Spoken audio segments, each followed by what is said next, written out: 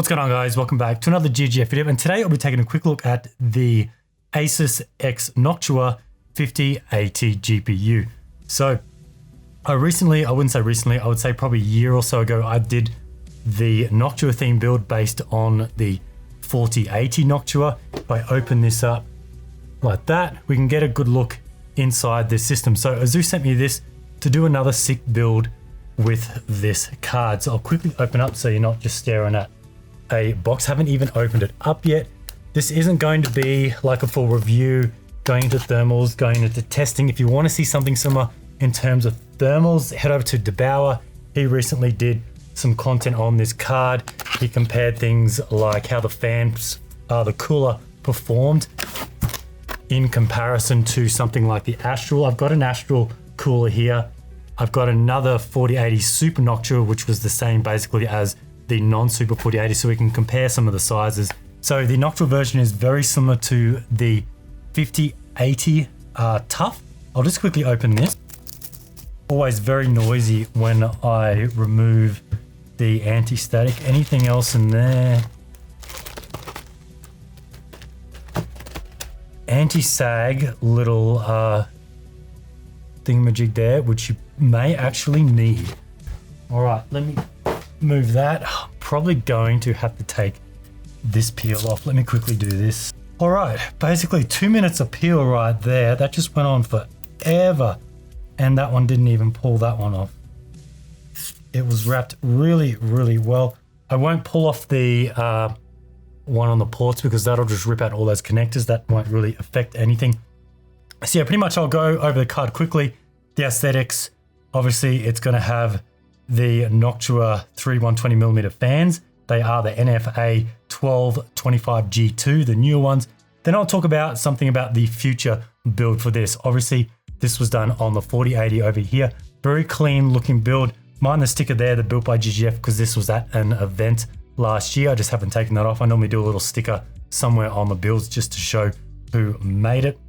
So yeah, I'll go through the card and then we can compare it to some other cards. But yeah, if you want to see things like the cooling results and so on with this cooler, head over to DeBauer. He's done a good video on that, but I can tell you now that this one compared to the Astral, you're not going to compare it to something like a 5090, but to a 5080 Astral, it was about 11 to 12 degrees cooler with this card. Well, not really so much the card, I would say the cooler is what defines that temperature difference, because I would probably expect that because this cooler is absolutely whopping. Let's compare it to something like the, unfortunately, my Astrals are currently blocked. So at the moment, all I could do, instead of taking the whole block off for this, I could just get the top or the fan side of the cooler. Now, if I could just go like this and you can see, I'd say it's at least a good inch longer than the Astral, and the Astral currently is ROG's flagship card.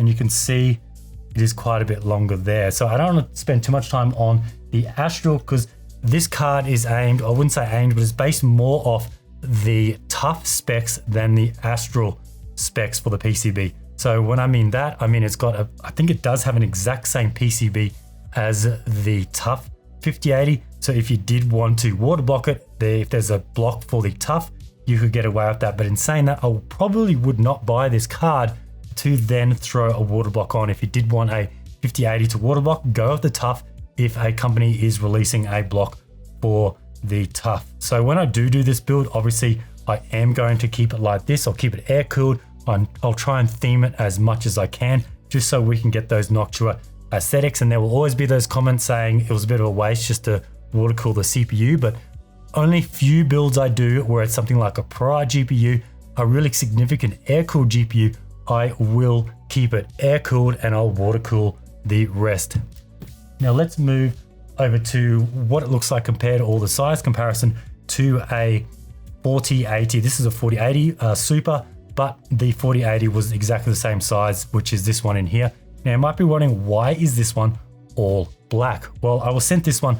I actually haven't gotten around to doing the build yet, but I actually wanted to do a Noctua Chromax build. So you may notice that pretty much every card that's come out from ASUS or Noctua currently is the standard, the sort of the brown, the dark brown, the light brown, the beige, and so on, because that's Noctua's traditional colors. So I thought, hey, why not do something like a stealthy Chromax build? So this is as far as I got. I pulled the whole cooler apart, took all the stickers off. I have to redo some of the Noctua logos. I believe here and here there was some Noctua, and I need to put on the big Noctua one that went in here, which you may see on the front of this card, and it's probably on this one as well. Yeah, along here, I need to redo all of that, which I think would look pretty good. Obviously, I wouldn't bring the brown back into it. I would probably do this logo a gray color. So let me know your thoughts.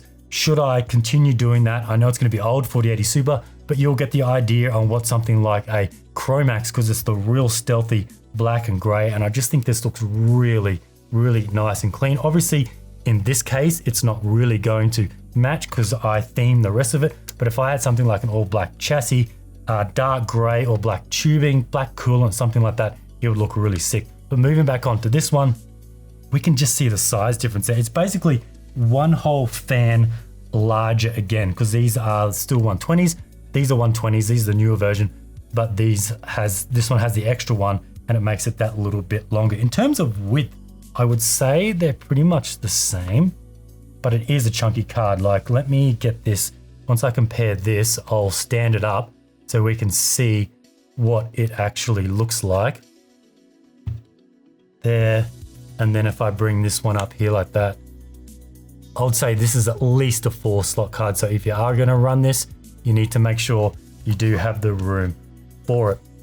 So when I mentioned that the PCB was the same as the TUF, I do believe you are getting it overclocked to the speeds of 2700, whereas I think the default TUF is 2617. So it is a little bit faster, but in saying that, with this silicon lottery, that it'll boost to whatever it can in terms of thermals and that. So if you get lucky, you can probably get more than that. Now moving on to the back of the card, this one's going to be a little bit hard to see because I did paint this one. So I'll probably move this out of the way for now. But yeah, let me know on that one if you do want to see an all black stealthy Chromax build. I think that would look really good. This obviously here is just for transportation. Probably that I didn't want this bit getting bent, but we can now see the back. 2 modes, performance mode, quiet mode. It's defaulted in quiet mode. I don't know, it's up to you guys. I think on a card like this, it probably makes sense having a quiet mode because people are going to be buying this card for silence. And then you have performance mode as well. But with these fans, it's going to be super silent anyway. Now, when I mentioned it's based off the TUF PCB, you will be losing some features that the Astral has. So things like the extra pin monitoring, all those sensors will only be found on Astrals and above. Probably the Matrix would have that as well. So I just want to talk a little bit about this build. If you have any ideas, let me know. I'm open to anything when it comes to these builds. If you have an idea on a chassis I should use to put this in, any crazy ideas, let me know. I was thinking about Antec had that Noctua chassis they announced at Computex. I think they said that's going to be launching around November. That looks pretty sweet. That's all themed. Or do you think I should go with something completely different? Like this chassis here actually came white. I painted it to the brown color. I do like how the timber, these sort of gull wing doors open up like that. And then I just did a simple little loop inside. But I think that's pretty much it on this. I didn't want to go for too long. We'll just get some more shots around the car just so we can see how big it is. I didn't want to dismantle it all yet, but I do believe that DeBauer has done a few videos where he has completely dismounted it, but we can see just how big this card is. So if you are looking to pick this up, make sure your chassis will support this card because it is very, very long. Now, last thing I do want to talk about is price, because that's been a bit of a talking point I've seen online about this card. Now, a lot of people compare this to a sort of a Founders Reference 5080, and I think that's a little bit unfair because if you compare it to that price, this card is $500 over that price. But in saying that, the TUF 5080 is also $500 over that. And then also the Astral over here where I had the cooler,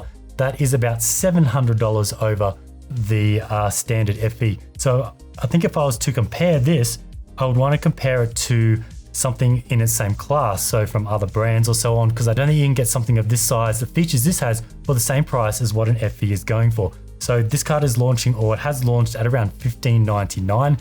The TUF 5080 is also $1599, just checking that. And then the Astral has just recently dropped. It used to be $1799. it's now $16.99. So that does that $100 drop on the Astral does make that pretty enticing. But if you do like this color scheme, you do want the really quiet cooling and just the looks on this card, this may be for you. But I do believe that comparing it to an FE is probably a little bit unfair, because obviously a card like this of this caliber, the engineering that's gone into it, it's not going to be towards the lower end of the 5080 FE price. Now, do I think this card is expensive? Yes, it is, but I do think it does line up with the rest of the ASUS products. It's not like another $300-400 over the standard TUF or the standard Astral, so it is in line with the other cards, but it is expensive. I think that's it on this video. I didn't want to go for too long. I just wanted to do a quick look on this card just to see how it looks and all that before I get going and throw this into a really sick build. But anyway, I want to thank you guys for watching. I want to thank ASUS for sending this out to do a build in, and we'll see you in the next one.